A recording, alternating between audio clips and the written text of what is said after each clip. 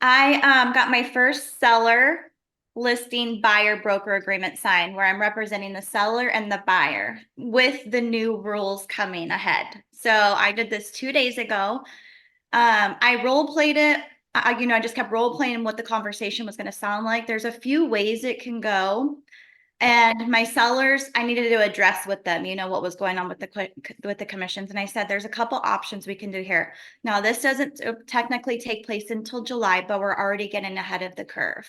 We can try this out with no seller compensation, right? Or you can offer some compensation.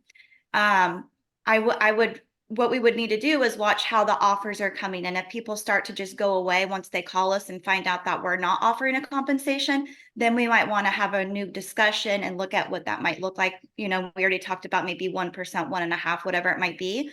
And so they said, yeah, let's do it. Let's just try it out. Let's see how it feels. Let's not let it go too long. And I said, no, absolutely not.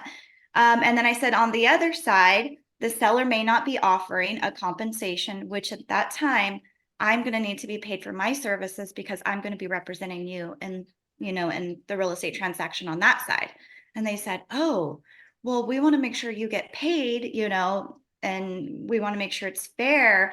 And so I got them to sign 2.5% on the listing side, and I got them to sign 2.5% on the buy side with me. So okay, and so this is potentially because it will be dual agency. You'll represent the seller, you'll represent the buyer.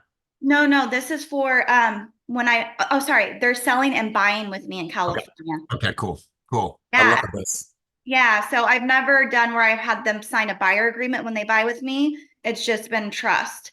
But now Yep. I've had them sign the listing agreement and the buyer agreement, and I have them locked in for 6 months. And now the only thing that I was playing out in my head where a seller could be really hit hard is because if the seller is paying the listing agent and then the seller does agree to pay the new buyer's agent, and then when the seller gets ready to buy their home, they have to pay their buyer's agent commission too. That's 3 hits, almost 9% potentially for them. So we got to be really creative in how we're playing this out. I went over the scenario of the offers might be look like this. Oh, we would like credit for my buyer's agent. This may be it. So I went through all of the things that could potentially happen, and they were willing to take a step with me and try this out before it even takes place.